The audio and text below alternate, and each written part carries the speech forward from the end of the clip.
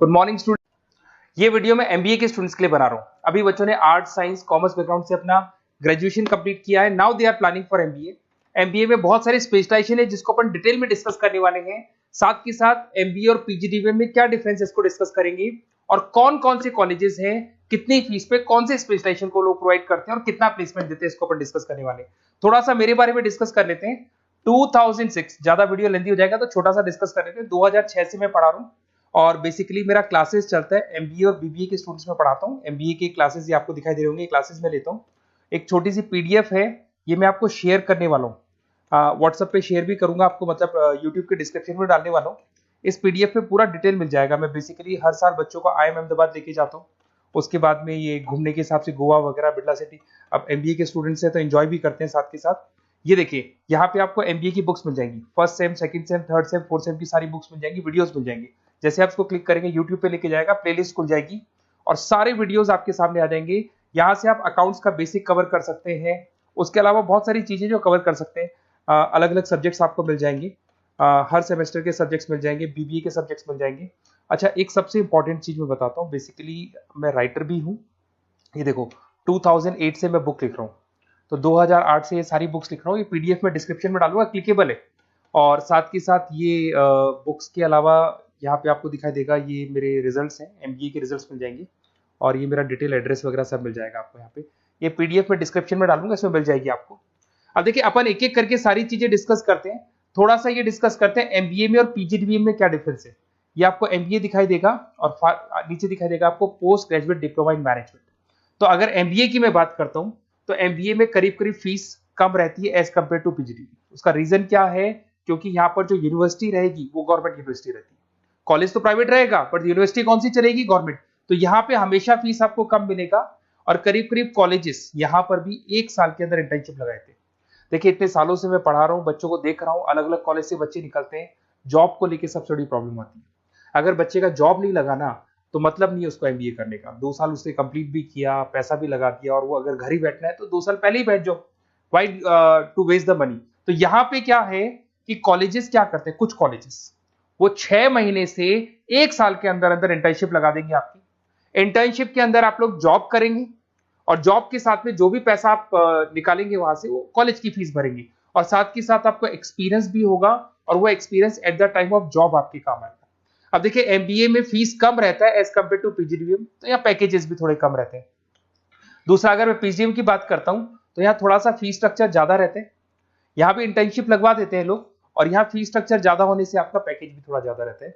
अब देखिए, यहाँ पर थोड़ा सा जो कैरिकुलम है, बोलते हैं कि एडवांस कैरिकुलम एमबीए भी यूज नहीं करते हैं, बट यहाँ पे एडवांस कैरिकुलम यूज करते हैं।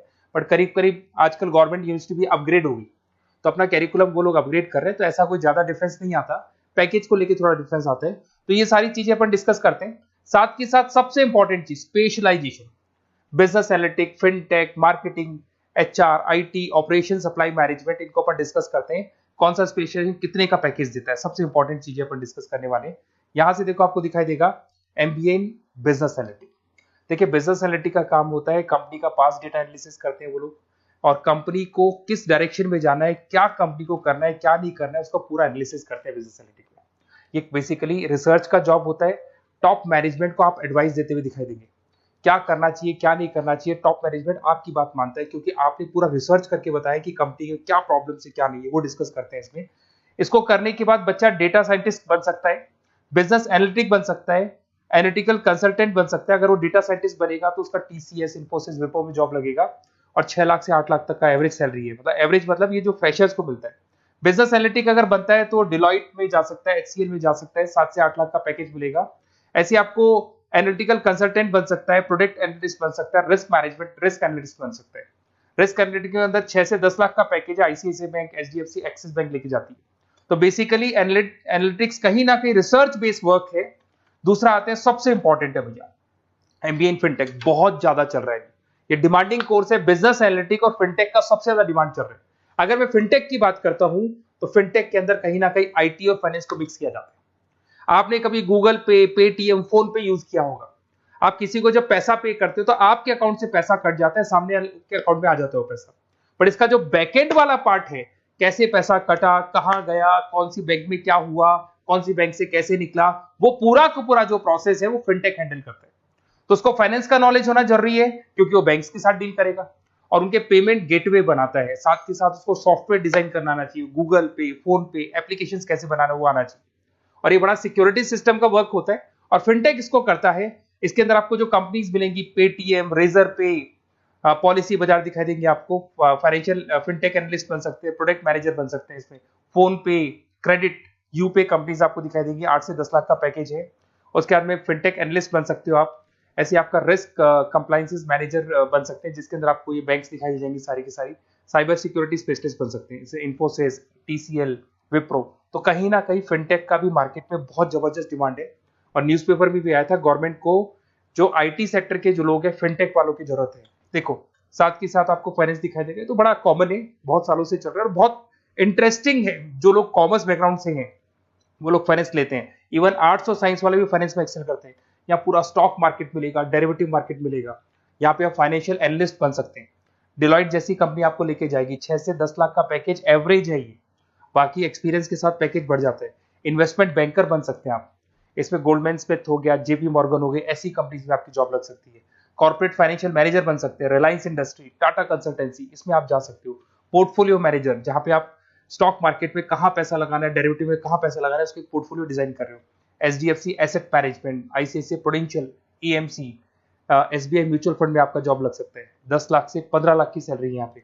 रिस्क मैनेजमेंट में आपकी जो बैंक्स है वो सारी आ गई। तो ये ऑप्शन भी है। उसके अलावा मार्केटिंग बड़ा इंटरेस्टिंग है।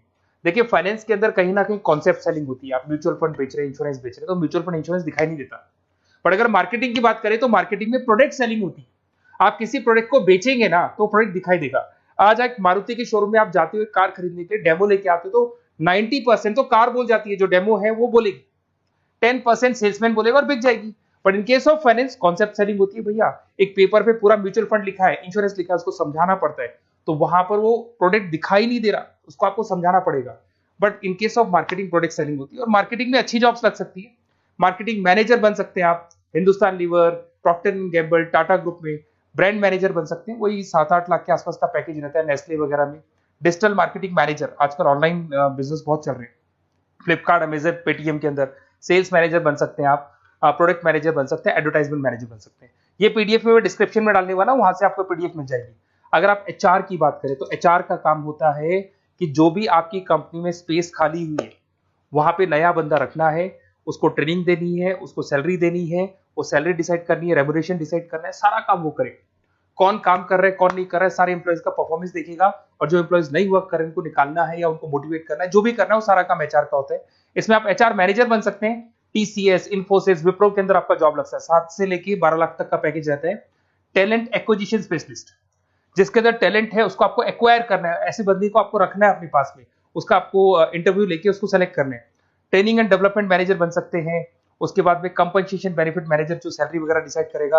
एम्प्लॉइज रिटेंशन बहुत इंपॉर्टेंट है, एक एम्प्लॉय को रोकना है, वो बहुत इंपॉर्टेंट है। उसके बाद में आईटी आता है। अरे भाई आईटी के अंदर तो कहीं ना कहीं आप वेबसाइट बनाएंगे, एप्लीकेशंस बनाएंगे, आप इसके अंदर अलग अलग जो सॉफ्टवेयर्स हैं उनके ऊपर डील करेंगे। तो आईटी में तो बहुत सारी जॉब है। और जो लोग बीटेक है, कंप्यूटर साइंस से अगर उन्होंने अपना बीटेक किया और वो एमबीए करते हैं तो एक्सेल कर जाते हैं इसके अंदर। और जिसको आईटी में इंटरेस्ट है, सॉफ्टवेयर में इंटरेस्ट है, वेबसाइट में इंटरेस्ट है, वो इसमें काम करता है। आईटी मैनेजर के अंदर देखो आपको एवरेज सैलरी पैकेज आपको 8 से 15 लाख का मिल जाएगा। इन्फोसिस वगैरह में आपकी जॉब लग सकती है। आईटी प्रोडक्ट मैनेजर बन सकता है, सिस्टम एनालिस्ट हो गया, चीफ फाइनेंशियल ऑफिसर हो गया, आईटी कंसल्टेंट बन सकते हैं।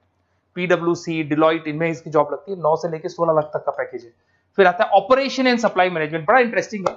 ऑपरेशन एंड सप्लाई मैनेजमेंट में होता है रॉ मटेरियल लाना, खरीदना, उसको फिनिश गुड्स बनाने तक और बनाने के बाद में उसको कस्टमर तक, वैसे होलसेलर, रिटेलर, कस्टमर तक पहुंचाने तक का काम ऑपरेशन में आता है। तो ऑपरेशन मैनेजमेंट वाला बंदा प्रोडक्ट को खरीदेगा, रॉ मटेरियल खरीदेगा, मैन्युफैक्चर करेगा, कस्टमर तक पहुंचाएगा, वो सारा काम किस में आएगा? ऑपरेशन सप्लाई मैनेजमेंट में आएगा। इसमें आप ऑपरेशन मैनेजर बन सकते हैं। टाटा मोटर्स, रिलायंस, महिंद्रा, इनमें आपका पैकेज लग सकता है 8 से 10 लाख के आसपास। सप्लाई चेन मैनेजर, माल को एक जगह से दूसरी जगह सप्लाई करना, Flipkart, Amazon. Logistic manager, blue dart, यहाँ आपका जॉब लग सकता है। क्वालिटी एश्योरेंस, जब आप प्रोडक्ट को बनाते हैं उसकी क्वालिटी चेक करते हैं। टाटा स्टील, गोदरेज, यहाँ पे जॉब लग सकता है। इन्वेंट्री कंट्रोल मैनेजर्स, यहाँ पे आपका जॉब लग सकता है, जिसमें आप इन्वेंट्री को कंट्रोल करते हैं, स्टॉक कितना रखे, जितनी जरूरत है, ज्यादा और कम नहीं रखना चाहिए। तो ये सारी चीजें मिलेंगी आपको। अच्छा, उसके अलावा थोड़ा सा मैं डिस्कस कर लेता हूँ। ये सब तो हो गया। यहाँ से देखें आजकल एमबीए के साथ में एक और कॉन्सेप्ट आया है जिसको एमबीए प्लस प्लस बोलते हैं। ये सारी कंपनीज हैं जहाँ पे आपका जॉब लगेगा, that is Motilal Oswal, SBI, इन सब में जॉब लग सकता है। और आजकल एक और कॉन्सेप्ट है जिसको अपन बोलते हैं MBA plus plus. MBA plus plus के अंदर क्या है, बेसिकली वो पूरा का पूरा जो गेम है ना, वो फाइनेंस का गेम है, जिसको अपन फाइनेंशियल एनालिस्ट बोलते हैं। इसमें थोड़ा सा फीस में वेरिएशन आता है, अराउंड 40-50 हज़ार का वेरिएशन आता है। बट ये जो एमबीए का जो प्लस प्लस वाला प्रोग्राम है ना, ये बड़ा इंटरेस्टिंग प्रोग्राम है और आजकल मार्केट में चल भी रहा है।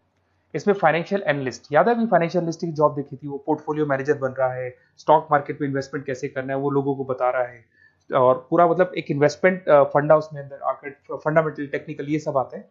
तो यहाँ पर क्या है, जॉब गारंटी भी 100% और फाइनेंशियल लिस्ट का प्रोग्राम भी अच्छा है।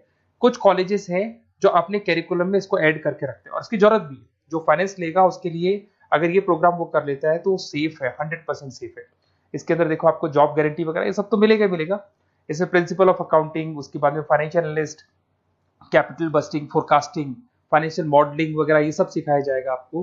प्रोजेक्ट फाइनेंसिंग हो गया, ये सब सिखाया जाता है इसके अंदर। वैल्यूएशन ऑफ बिजनेस हो गया, वैल्यूएशन ऑफ इक्विटी हो गया। उसके बाद में आपका एक्सेल वगैरह ये तो सब सिखाएंगे, बेसिक है सारा। सैप, एसक्यूएल, पाइथन वगैरह ये सिखाना ही पड़ेगा क्योंकि ये सारी चीजें काम आती है। तो ये सारे प्रोग्राम्स हैं, इनके ऊपर अपन डिस्कस करते हैं। और साथ के साथ ये कंपनीज हैं जहाँ पे आपकी जॉब लग सकती है। और देखिए लास्ट में एक इंपॉर्टेंट चीज, बेसिकली मेरी क्या क्लासेस बहुत ज्यादा रहती है, मैं आधे टाइम क्लास में रहता हूँ। ऑनलाइन ऑफलाइन दोनों मोड पे क्लासेस चलती है मेरे पास में। ऑल ओवर इंडिया से स्टूडेंट्स हैं एमबीए के, और वो बताते हैं कौन सा कॉलेज कैसा है, कहाँ एडमिशन लेना चाहिए।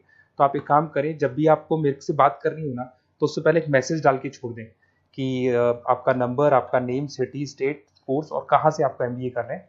और जितने भी कॉलेजेस है, देखो इतना टाइम नहीं था कि वीडियो में अपन डिस्कस करें, बट जितने भी कॉलेजेस हैं आप जैसे ही लिख के देंगे कि मेरे को इस सिटी में, इस स्टेट में कॉलेज चाहिए, तो मैं आपको पूरा डिटेल भेज दूंगा हर कॉलेज का, कौन से कॉलेज में प्लेसमेंट है, कौन सा कॉलेज कौन सा स्पेशलाइजेशन देता है, कौन से कॉलेज में इंटर्नशिप कब लगती है, वो डिटेल में डिस्कस करेंगे। बट ओपन फोन पे डिस्कस कर लेंगे, या मैं मैसेज कर दूंगा आपको, या मेरी टीम है वो टीम आपको कॉल कर लेगी और आपसे डिस्कस कर लेगी।